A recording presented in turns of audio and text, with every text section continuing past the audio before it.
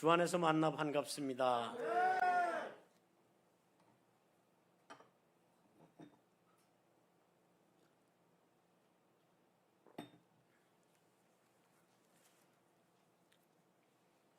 옆에 분에게도 한번 할래요?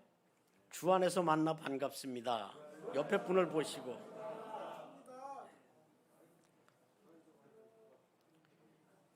주님 안에서 안 만났더라면 어디 가서 만났을 것 같다고요? 못된 짓 하는 곳에 가서. 거기 가서 만나면 쌈박질밖에 없고요. 불효파음 내는 것밖에는 없는 거예요. 그런데 주 안에서 만나니까 뭐가 있어요? 거기에 행복이 있는 거예요. 성경에 여러 사람들의 인물이 등장하지만 대표적인 인물을 꼽으라고 그러면 믿음의 조상 아브라함, 그리고 이스라엘 민족의 2대째 왕이었던 다윗, 그렇죠? 신약에 와서 인물을 꼽으라고 그러면 누가 뭐라고 그래도 예수님, 그리고 그 복음에 미쳐서 목숨을 걸고 온갖 곳을 다 다니면서 복음을 전했던 예수님의 제자들, 그리고 팔싹둥이처럼 태어난 늦게 부름받은 바울 같은 사람, 그렇죠? 그런데 오늘 말씀에 등장하는 인물이 몇 명이 있어요? 2명이에요. 아브라함하고 다윗하고 2사람이 등장해요. 아브라함 하면 믿음의 조상이라고 했을 때 그를 왜 믿음의 조상이라고 하는가? 3장에 사람에 대해서 의롭다 하심을 얻는 것은 율법의 행위에 있지 않고 믿음으로 되는 줄 우리가 인정하노라. 의롭다 인정을 받는 자, 율법으로 의롭다 칭함을 받는 자가 없다는 거지요. 그래서 예수 그리스도를 믿음으로 말미암아 모든 믿는 자에게 미치는 하나님의 의인이 차별이 없다. 믿는 자에게는 유대인이나 헬라인이나 차별이 없다는 거지요. 의롭게 되는 것에 대해서 말입니다. 모두는 예수님을 구주로 믿어서 하나님으로부터 의롭다 칭함을 받게 된다, 그 말입니다. 우리가 의로워서 의로운 게 아니고 예수 그리스도의 의로움으로 인하여 하나님께서 우리를 의롭다 칭한다, 그 말씀이에요. 그러면 예수님이 오시기 전에 아브라함과 다윗은 무엇 때문에 의롭다 칭함을 받았는가? 아브라함은 믿음이라는 거지요. 하란에서 하나님의 부름을 받습니다. 그래서 창세기 12장에서 본토 친척 아비 집을 떠나서 내가 지시할 땅으로 가라. 아브라함은 갈 바를 알지 못하고 하나님의 말씀을 쫓아갔다 그랬습니다. 거기가 지금 이스라엘이라고 하는 국가가 형성돼 있고 다른 민족들이 국가를 세워서 껄핏하면 전쟁을 벌이는 중동 지역입니다. 팔레스틴 땅, 늘 긴장감이 감도는 그곳이 하나님께서 아브라함에게 주신 약속의 땅입니다. 그들은 그 땅을 하나님으로부터 받은 땅이기에 다른 그 어느 땅보다도 소중하게 여깁니다. 아브라함은 편안한 삶을, 기반이 다 갖춰져 있는 고향의 삶을 버리고 하나님을 따라 나섰습니다. 하나님이 어떤 약속을 하셨기에 그렇게 따라 나섰을까? 하늘의 별과 같이 땅의 모래알같이 내 후손을 번성케 하리라. 그리고 내가 네게 복의 근원이 되게 하리라. 내가 복을 주는 자에겐 내가 복을 주고 내가 저주하는 자에게는 저주가 임하리라. 복의 근원 되시는 하나님께서 그 전권을 아브라함에게 주셨다는 거예요. 그런데 이 사람은 하나님께 의롭다 칭함을 받는 데까지 하나님에게 완전히 맡긴 인생이 된 것까지의 시험 단계가 여러 번이 있었습니다. 그 중에 마지막은 하나밖에 없는 아들 이삭을 모리아 땅에서 제물로 바치는 것으로 이제 내가 나를 사랑하는 줄 알겠다. 하나님께서 아브라함에 대한 믿음의 확증을 하는 장면입니다.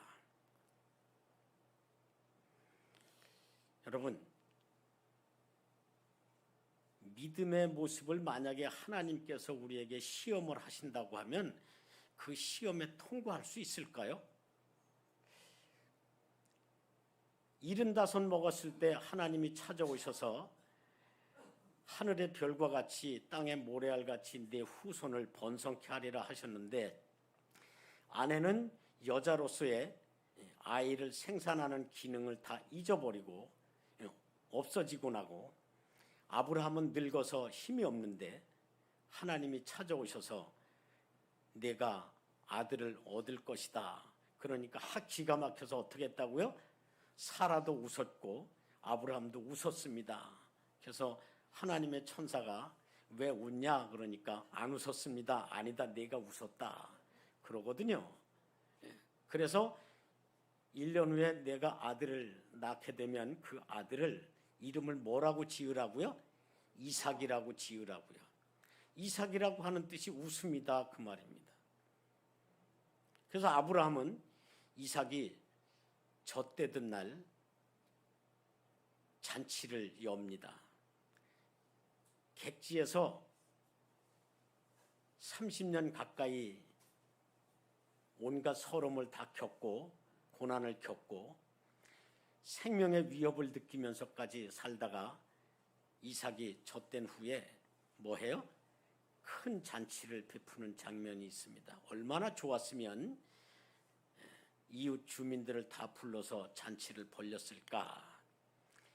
요즘 사람들은 잔치 벌려도 경제적으로 손실이 어떻게 되나요? 적자일까요? 흑자일까요? 흑자지요. 적자나는 잔치 없어요.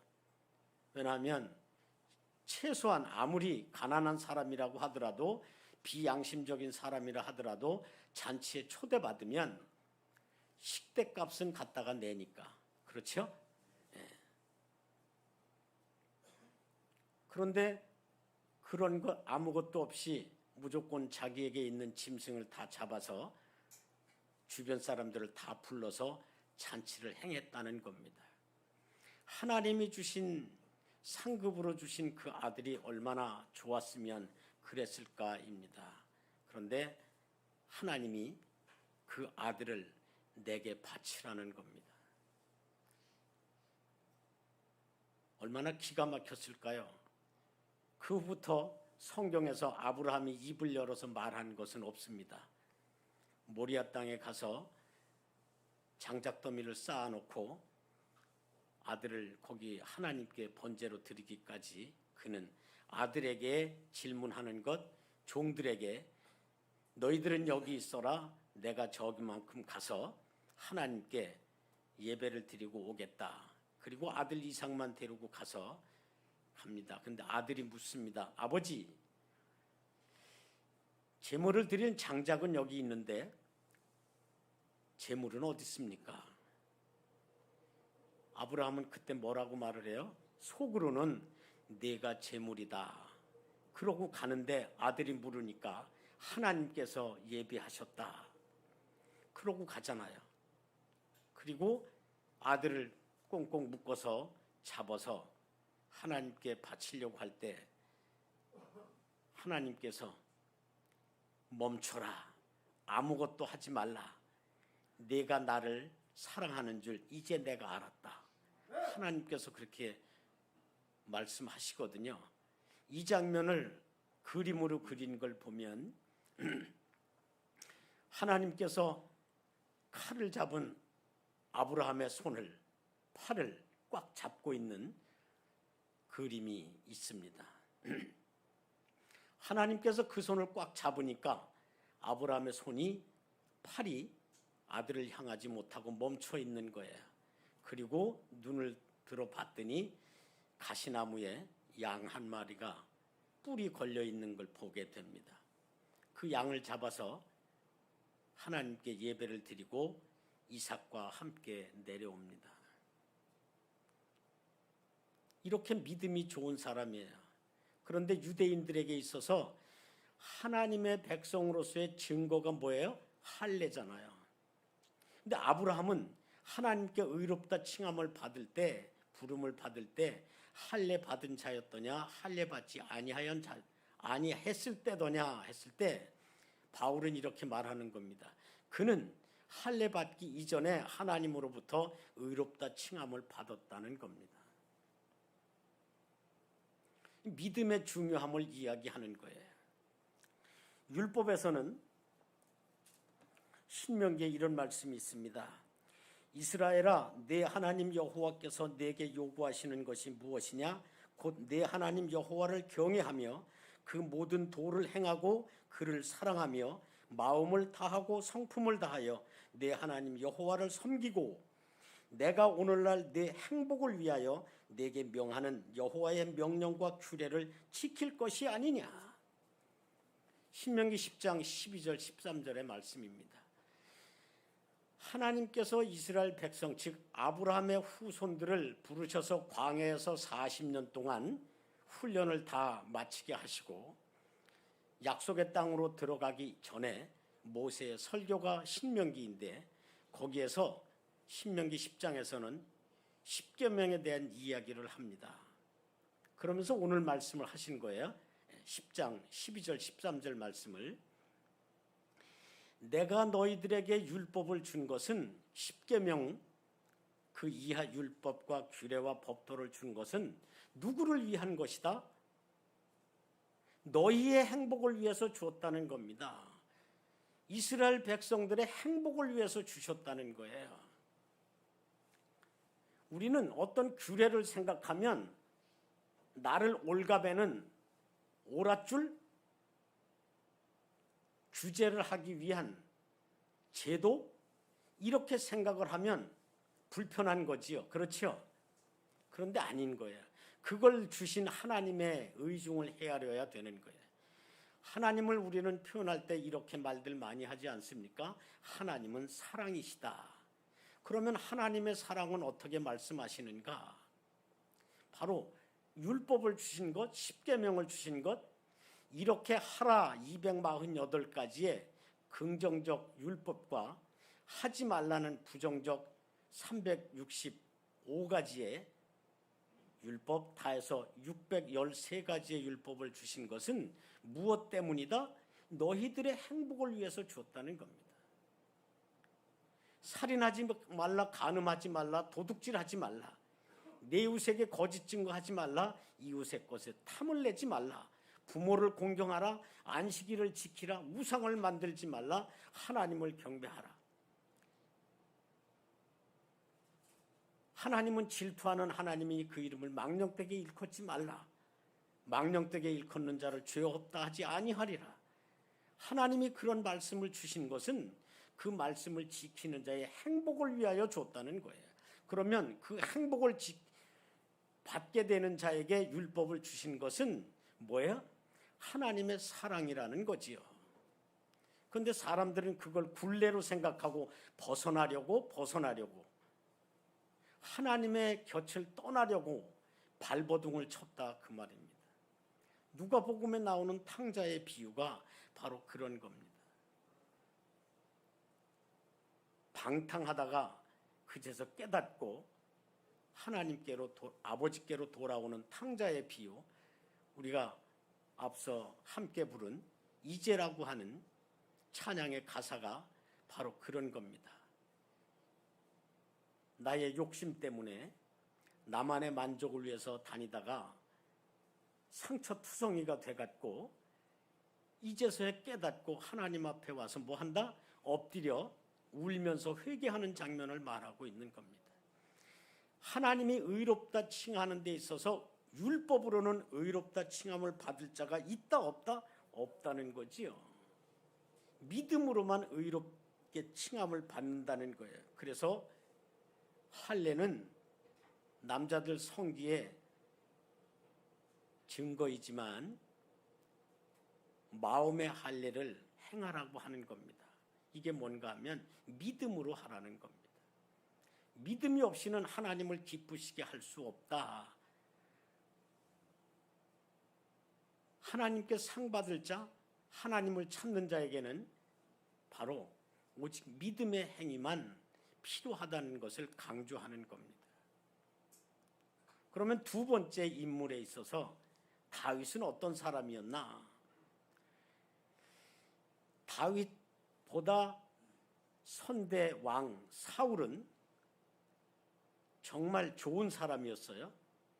체격도 좋았고 인물도 뛰어났고 준수했다, 잘생겼다, 겉모양으로 흠잡을 데가 없을 만큼 규격화된 사람이었다, 그 말입니다. 거기에다 효심까지 더 있으니 하나님이 얼마나 좋아하셨을까요? 그런데 이 사람이 하나님을 믿는 것이 변질돼 갑니다. 그래서 자기 멋대로 합니다. 하지 말라는 걸 자기 멋대로 합니다. 그걸 사무엘 선지자가 지적을 합니다. 짐승을 다 죽이고 적의 왕을 죽이라고 그랬는데 왕은 포로로 잡아왔고 짐승들은 다 끌고 왔어요. 짐승 소리가 나니까 사무엘이 이게 무슨 소리냐 하고 물으니까 내가 하나님께 예배 드리려고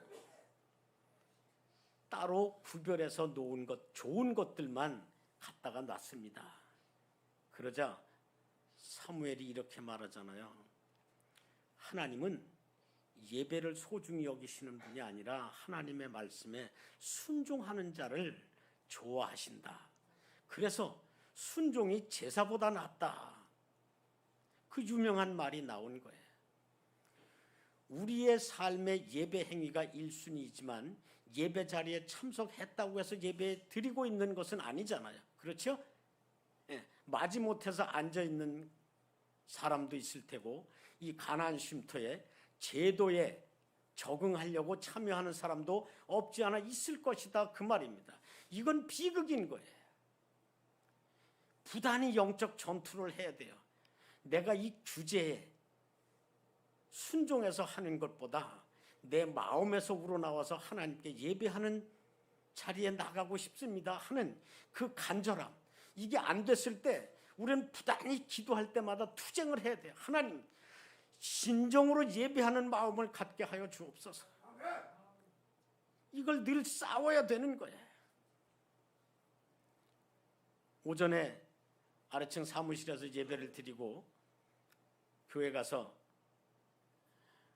기독교 방송 하나를 봤는데 어떤 분이 곡을 쓰는데 그렇게 안 되더라는 거예요. 그래서 하나님이 곡을 쓰도록 감동을 주시라고 밤새도록 하나님께 기도를 했다는 거예요. 그리고서 받아서 곡을 썼다는 거지요. 그 곡이 사람들의 마음을 울리고 그 곡을 듣고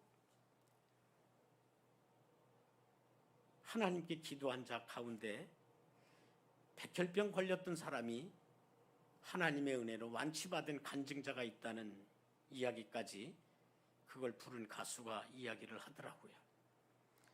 하나님이 함께 하시면 혼자 있든 열이 있든 그게 중요한 게 아니지요. 내가 잘 살고 못 살고 하는 게 있는 게 아니에요. 우리 모두는 하나님이 나와 함께 하시는가, 이게 가장 소중하다, 그 말입니다. 내가 목사지만 목사 타이틀만 있고 하나님이 함께 해주지 아니하시면 나는 어떤 자예요? 가장 불쌍한 자가 되는 거예요. 그러니까 우리는 늘 긴장하는 것이 내가 하나님께서 함께 해주시는 사람인가? 내가 하나님의 말씀에 순종하여 마음을 다하고 뜻을 다하고 성품을 다하여 하나님의 말씀에 순종해서 예배자의 삶을 살아가고 있는가? 이게 가장 중요하단 말이에요. 사울은 그게 변했어요. 그래서 왕의 자리에서 실각당하고 2대 왕으로 다윗이 왕 자리에 올라가는 거예요. 다윗 왕은요, 전직이 뭐예요? 목동이었어요.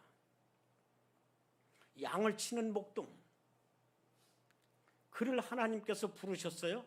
이세 아들 가운데서도 뭐예요? 막내. 사무엘이 가서 아들들을 다 부르라고 했을 때 아들 축에도 못 껴요. 하나님이 감동을 주셔야 사무엘이 그 머리에 기름을 부을 터인데 감동이 없는 거예요. 그래서 사무엘이 물어요. 내 아들이 이게 다냐? 그러니까 아닙니다. 말째가 하나 있기는 한데 들판에서 양을 치고 있습니다. 그 아이 데리고 와라. 그러니까 그제서 부르는 거예요. 그 전에 아들 다 모으라고 그러니까 다윗은 거기에 참석도 못했어요.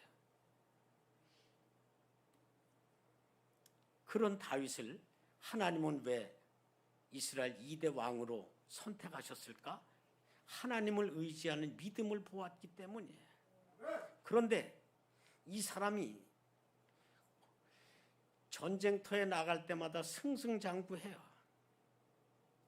그런데 암몬하고 전투가 치열한 때에 다윗이 그날은 전쟁터에 가지 않고 요압 장군이 나가서 전쟁을 하고 있는데 자신은 왕궁에서 오수를 즐기기도 해요. 오후에 낮잠을 잤다 그 말입니다.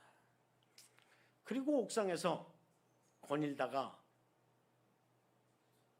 내려다봤는데 어느 여인이 목욕을 하고 있는 걸 봤어요.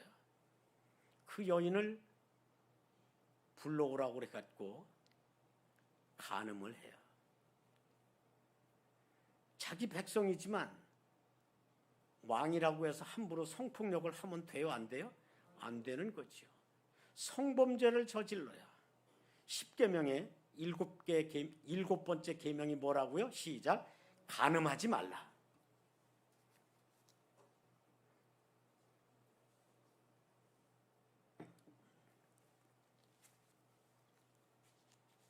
그런데 공교롭게도 이 여인이 성폭력을 당한 후에 아이뱉다는 소식이 다윗 귀에 들렸어요. 이 간음죄를 은폐하려고 전쟁터에서 열심히 싸우고 있는 그 여인의 남편을 불러와요. 남편이 헷 족속, 가나안 여러 족속 가운데 7족속 가운데 하나인 헷사람이에요. 우리아를 불러요. 그래서 휴가를 줘요. 너 전쟁터에서 수고 많이 했지? 내가 며칠 휴가 줄 테니까 집에 가서 아내하고 좀 쉬다가 와. 그런데 이 우리아가 얼마나 우직한 장수인가 하면 내 부하들이 동료들이 전쟁터에서 목숨 걸고 싸우고 있는데 내가 어찌 아내를 품에 안고 안락한 밤을 보낼 수가 있습니까? 난 절대 그럴 수 없습니다. 하면서 왕궁에 있는 헛간에 가서 하루 저녁을 자는 거예요. 간음죄를 은폐하려고 했던 다윗은 실패하고 마는 거예요. 그러자 편지를 하나 써서 우리아의 손에 들려보내요. 이거 갖다가 요압 장군에게 줘라. 요압 장군이 그걸 봤더니 성 가까이 최전방에 나가서 싸우게 하는 거예요. 우리아를. 그러면 최전방 성 가까이 가서 싸우다 보면 성에서 내려 쏘는 무엇에 죽을 수밖에 없어요? 화살에 맞아 죽을 수밖에 없는 거지요. 그래서 우리아는 죽어요. 그런데 이 일을 보고받고서도 다윗은 아무런 죄책감도 느끼지 못해요. 왕으로서 교만해진 거예요. 백성 한 명 한 명을 소중하게 여겨야 되는데 국가의 힘은 어디로부터 온다고요? 국민으로부터. 그러니까 국가의 주인은 누구라고 말해요? 국민이다. 근데 국민을 소홀하게 하는 지도자는 지도자의 자격이 있다 없다? 없다. 그런데 그 믿음 좋고 순종 잘하고 의롭게 한이 없던 다윗이 자기보다 덩치가 훨씬 더 큰 골리앗하고 싸울 때에도 키가 작아서 사울 왕의 갑옷이 맞지 않아서 벗어 던지고 맨몸으로 돌멩이 하나 들고 가서 돌멩이를 던졌더니 던질 때 뭐라고 하면서 던졌어요? 너는 칼과 단창으로 내게 나오지만 나는 만군의 여호와 하나님의 이름으로 내가 내게 가노라. 그러고 돌멩이 하나 딱 던졌더니 그 돌멩이가 골리앗의 이마에 박혀버렸잖아요. 그래서 골리앗이 즉사하잖아요. 세상에서 싸워서 상대가 되지 않을 사람들의 경쟁이나 싸움을 어디에 비교를 해요? 바로 여기에 비교를 하는 거예요. 골리앗과 다윗의 싸움이다. 이건 세상 사람들이 다 아는 거예요. 그 돌멩이 던질 때 하나님이 능력이 거기 있어서 된 거지 다윗이 돌팔매를 얼마나 잘 던져서 그렇게 됐겠어요? 하나님의 능력이 함께 하셨던 거예요. 그랬던 다윗이 간음죄를 저지르고도 그 간음죄를 은폐하려고 살인죄를 저지르고도 뭐 하는 거예요? 내색을 안 하는 거예요. 본 사람 없다 이거지요. 아주 간악한 거예요. 나단 선지자가 찾아와서 비유를 들어서 말을 하잖아요. 왕이시여, 내 얘기 좀 들어보십시오. 우리나라에 이런 일이 벌어졌습니다. 양이 많은 사람이 부자가 있었는데 그 집에 손님이 들었습니다. 그 손님을 대접하려고 자기 양을 잡으려다가 자기 양은 아까워서 잡지를 않고 이웃 가난한 집에 한 마리밖에 없는 그 양, 그는 그 양을 자식처럼 여겨서 함께 먹고 자는데 그 양을 뺏어다가 잡아서 자기 손님 대접을 했습니다. 그러자 다윗이 누가 감히 그렇게 했느냐? 누가 감히 그렇게 했느냐? 만약에 그렇다고 하면 4배로 갚게 해야 된다. 그러고 말합니다. 그러자 나단 선지자가 뭐라고 말을 해요? 바로 당신입니다. 당신입니다. 그러는 거예요. 그러면 우리아를 하나를 죽게 했잖아요. 그럼 몇 명이 죽어야 돼요? 4명이 죽어야 되지요. 다윗의 자녀 가운데 4명이 죽습니다. 첫 번째는 밧세바가 가진 불륜의 씨앗 1명하고 다윗의 맏아들 암논하고 반역을 저질렀던 압살롬하고 솔로몬에게 죽음을 당한 아도니아하고 4명이 죽음을 당하게 됩니다. 이 사건 이후로 다윗은 되는 일이 없습니다. 아들들의 분란이 일어나고 최악은 압살롬이 반역을 꾀한 거지요. 그러고 자기 후궁들을 압살롬이 보란듯이 성 옥상에서 벌건 대낮에 성폭력을 가합니다.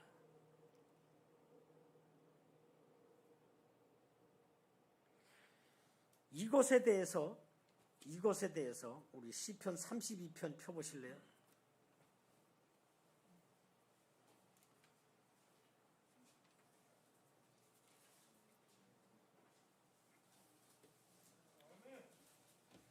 시편 32편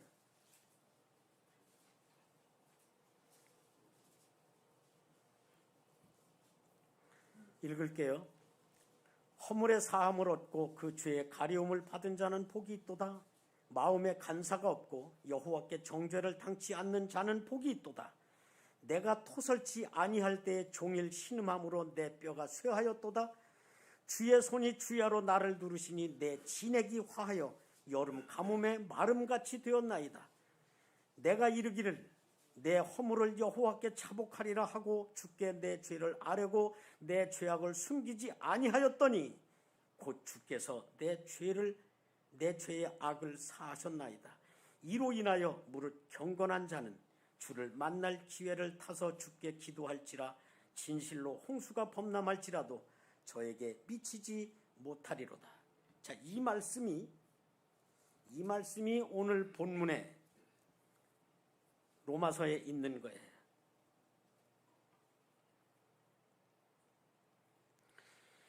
일한 것이 없이 하나님께 의로 여기심을 받은 사람의 행복에 대하여 다윗의 말한 바 불법의 사함을 받고 그 죄를 가리우심을 받는 자는 복이 있고 주께서 그 죄를 인정치 아니하실 사람은 복이 있도다 함과 같으니라. 그런즉 이 행복이 할례자에게도냐 무할례자에게도냐 대저 우리가 말하기를 아브라함에게는 믿음으로 의롭다 여기셨노라. 그런즉 이를 어떻게 여기셨느냐? 할례시냐 무할시냐? 할례시가 아니라 무할례시였다. 아브라함은 믿음으로 의롭게 칭함을 받았는데 다윗은 두 가지 죄를 짓고서 무엇으로 그 죄사함을 받아요? 회개했을 때. 회개하지 않고 하나님도 속였다. 누구 눈도 귀도 다 속였다. 자기만이 그 죄를 알잖아요. 그랬는데 속의 내용은 뭐였어요? 죄를 토설치 아니할 때 이 사람은 괴로움이 어느 정도 심했다라고 말하는 거야. 하나님이 자기 목을 밤낮으로 짓눌렀다는 거예요. 그래서 자기 몸에서 진액이 쫙져 나오는 것 같았다는 거예요. 하나님이 다윗의 몸에서 뭘 짜냈다는 거예요? 기름을 짰다는 거예요. 즉 우리 표현으로 말하면 낮에는 그렇다 하더라도 밤에는 잠을 자는데 가위에 눌려서 하나님이 밤에 자는데 목을 졸라서 잠을 잘 수 없다는 거지요. 이런 날을 날마다 지냈다는 거예요. 여러분, 하나님은 나를 나보다 더 잘 아시는 하나님. 아셨어요? 우린 이게 믿어져야 돼요. 그래야 우리가 어느 곳에서 어떤 환경 속에 있어서라도 죄와 타협하지 않아요. 불의와 동행하지 않아요. 그래서 시편 1편에 복 있는 자는 악인의 꾀를 쫓지 않고 죄인의 길에 서지 않고 오만한 자의 자리에 앉지 않는다. 그럼 그 사람이 하는 일은 하나님의 말씀을 밤낮으로 묵상하는 자다. 바로 그거예요. 그런 사람이 복이 있다는 거예요. 이 세상에 죄 없는 사람이 어디 있어요? 다윗같이 그렇게 믿음이 좋아서 하나님께 선택받은 자임에도 불구하고 이렇게 실패한 인생이 되는데, 하나님의 율법의 잣대로 재면 그 누가 자유로울 수 있느냐 그 말입니다. 의롭다 칭함만 받을 수 있겠느냐 그 말입니다. 나와 여러분은 다행히도 누구를 믿음으로? 예수님을 구주로 믿음으로.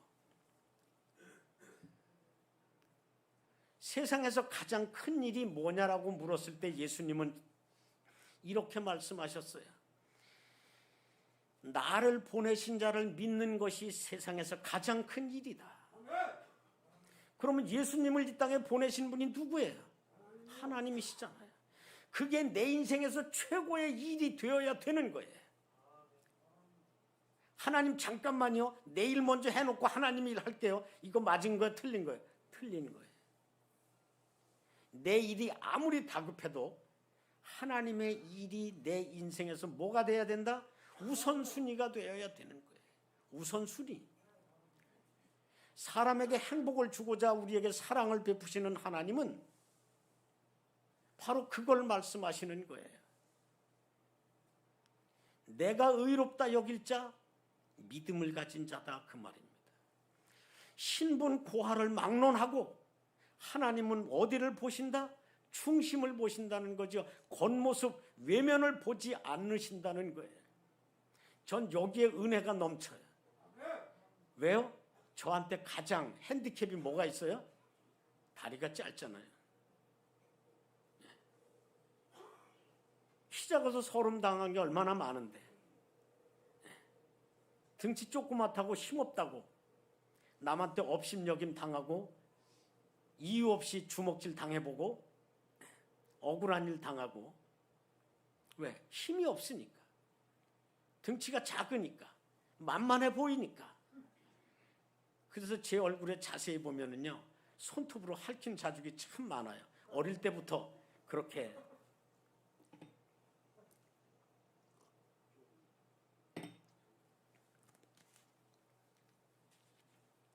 그랬던 내가 언젠가도 한번 내 이름을 풀어서 말씀드린 적이 있지만, 하나님을 믿고 나서 이 세상에 대략 인구가 뭐 73억이다 5억이다 그러는데, 그 중에서 잘생긴 사람 1순위 꼽으라고 그러면 누가 1순위다? 잘생긴 사람, 완벽한 사람 누구예요? 당연히 나지요. 다른 사람이 잘생긴 거 아니에요. 내가 제일 잘생겼어요. 그러니까 키 작다고 못생겼다고 어디 가서 주눅 들을 일이 없어요. 왜 최고로 잘생겼냐고요? 나는 하나님의 작품이니까. 그러니까 잘생긴 거예요. 둘도 아니고 하나밖에 없잖아요. 하나밖에 없는 걸 걸작이라고 그래요. 최고의 작품이에요. 누가 빚으셨으니까? 하나님이. 우리는 이것에 있어서, 우린 신앙적인 첫걸음에 있어서 나는 하나님의 작품이다, 내 존재 가치를 시작이 돼야 되는 거예요. 내가 누구냐라고 물었을 때 당신 뭐야? 라고 물어. 왜? 나 하나님의 아들이야. 이게 나와야지요. 그래야 당당할 수 있는 거예요. 자신감이 있을 수 있고요. 나는 무엇을 최고로 앞세운다? 믿음으로. 이것을 보시고 하나님이 의롭다 칭하는 자에겐 뭐밖에 없다? 행복밖에 없다는 거지요. 율법을 지킴으로 행복해야 할 존재 없는데, 외형상으로 의롭다 칭함받은 아무런 조건도 없는데, 그 마음의 중심이 하나님을 향하여 있으면 그는 뭐다? 하나님께서 의롭다 칭하는 자이다, 그 말입니다. 그것의 잣대는 믿음으로 의롭다 여기셨다는 거지요. 이것이 바로 우리들에게 행복의 근원이 되는 겁니다. 아무리 돈이 많고 출세를 해서 대통령이 돼도 하나님께서 인정하지 아니하시면 그는 행복한 자예요, 불행한 자예요? 불행한 자인 거예요. 우리는 2022년 시작하는 이 1월 달에 나는 누구인가? 어디서 와서 어디로 가는가? 인간에게 가장 큰 질문이라고 그러잖아요. 우리는 어디로부터 왔어요? 하나님으로부터. 뭘 하는 존재예요? 하나님의 영광을 위하여. 어디로 가는 거예요? 하나님 나라를 향해서 가는 존재예요. 하나님이 그렇게 귀하게 우리들의 삶의 길을 열어주셨어요. 그 길을 가는 나와 여러분의 행복은 하나님께서 의롭다 칭해 주시는데 무엇이 불행한 게 있습니까? 무엇이 부족한 게 있습니까?